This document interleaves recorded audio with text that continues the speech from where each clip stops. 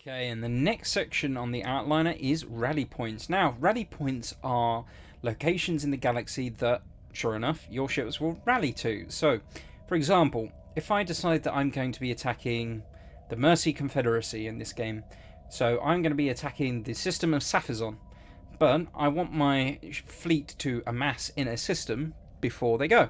So, what I can do is set a rally point. Now, I want them to gather in Cirrus. Cirrus has a space station and it has... Oh, excuse me. Cirrus has a space station and it has a defensive station. So, I can tell my guys to rally at this station. It's this button here, quite simply. Rally points are central locations for your fleets. New fleets will go to the nearest rally point when built. Rally points on fleets are prioritized over planets. So, yes, you can set your fleet as a rally point, or you can set a planet. So if I set this as the rally point, sure enough, it appears in this list. I can remove these as rally points. And now, whenever I construct a ship, it will only go to this spaceport. It's just a way of organising where your fleet's going to go. Now, you can, as it says there, you can assign a fleet. So, for example, if my fleet is all the way up here, getting ready to attack these guys, I'm building another round of ships, but I want them to join up with my fleet. So if I enable this as a rally point, and I disable the other one as a rally point, all it will mean now is whenever these ships are created, while the ships are en route, so if they appear in this system, this system, this system, no matter where it is, it will always join up with the fleet. So the new ship is constructed, for example, and say the fleet is here, but then my fleet, or my ship, after it's constructed, is only jumping from here. So, by the time it gets to here, chances are the fleets move to this system.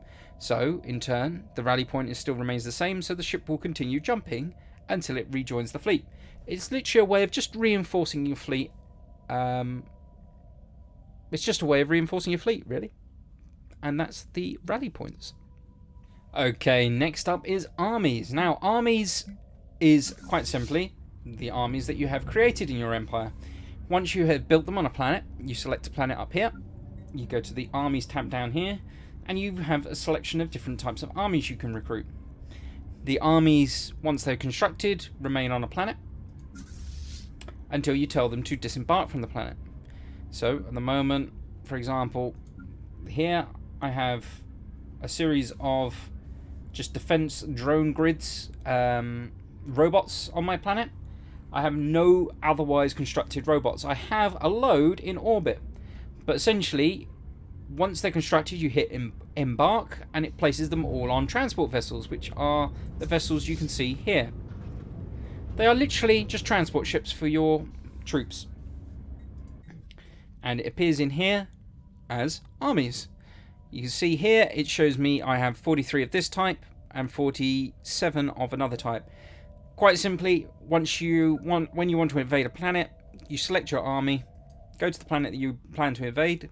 For example, if I was to attack Stellaris, I'd select my army, I'd right-click on the planet. I can't actually issue the command because I'm not at war with these guys, but you right-click and you have the option to either enter orbit or to land the army there.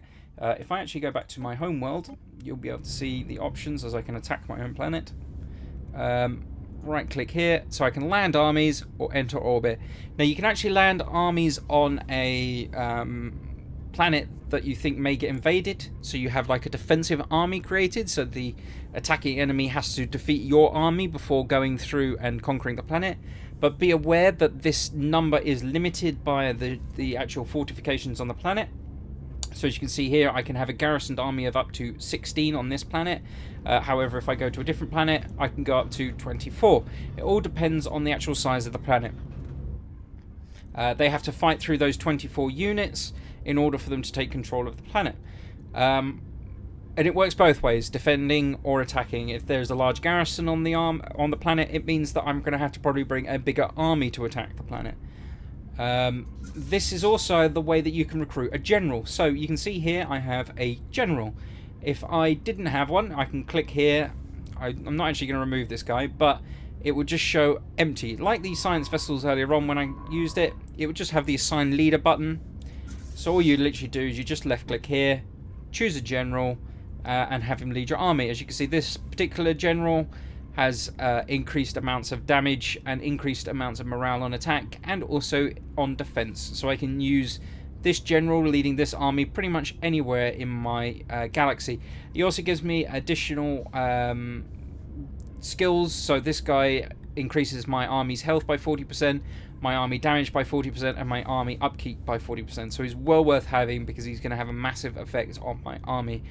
The only thing to bear in mind as well is that your army is actually completely defenseless. It has no military attack power. So having a army following around a fleet is normally a good idea because the fleet will be your defensive power for your troops. The ships do take evasive actions, however. If they do enter combat, they will attempt to dodge as much of the incoming fire as at all possible, but they will not fight back. After a while, you can actually issue the command to retreat, but be aware that that may result in losses to the fleet. And that is the army section of the outliner. Okay, next up is sectors. Now, as you can see here, sectors, I have only got 2 sectors. Sure enough, when you look at the map, I have 1 sector up here and 1 sector down the bottom. You can do it's just shortcuts for your sectors here. It takes you straight to the planets and sectors part of the actual window in the game. You can manage your sector straight from this window if you want. So you can add additional planets, like so. Or you can remove existing planets, again, like so. Or you can also change the rules of this particular sector. So you can suddenly decide that you want this region to start producing as much food as possible. You click that, and it's done. Nice and simple. Sectors window in the outliner. Okay, last and not least is terraforming. Now, terraforming is for when you are transforming one type of planet into another. So, for example, this planet here is currently an Arctic world. Ooh, pretty. Look at all those cities. But I'm in the process of terraforming it into a machine world, which is one of these types of world. Terraforming does take a considerable amount of time, and normally it does take a considerable amount of resources, but you are doing it for a good reason. It's making, for my machine empire, I'm making machine worlds, which actually increases the production of that particular type of planet. So as you can see here, I have a very large amount of resources on this planet. And in turn, the amount of resources this planet is pumping out is quite significant. It's giving me 153 minerals and 28 energy, 14 unity, 3 physics research, 6 society, and 6 engineering research. Now, as you can see, in comparison, I have a lone barren world here, and it's capable of producing only 3 engineering research. So, wherever possible, if you can terraform a planet, do so. This option here is what becomes available, and you can see you can terraform it into one of these types of world. You can see it also gives you the time it's going to take and the resource it's going to cost. As a machine empire, it doesn't really matter too much which type of world I pick. I have a particular perk which is allowing me to build machine worlds, which actually give me additional bonuses for my units on them. But if you are biological, normally you want to adjust the type of world that it is to something that is close to your home world to give you the most possible happiness. You also have the option to produce what's known as a Gaia world. If I go for this one here, which is this one here, you can see it takes 20,000 resources and costs me 14,600 days, but a Gaia world is essentially a utopian world. It's a world that will be 100% to anyone.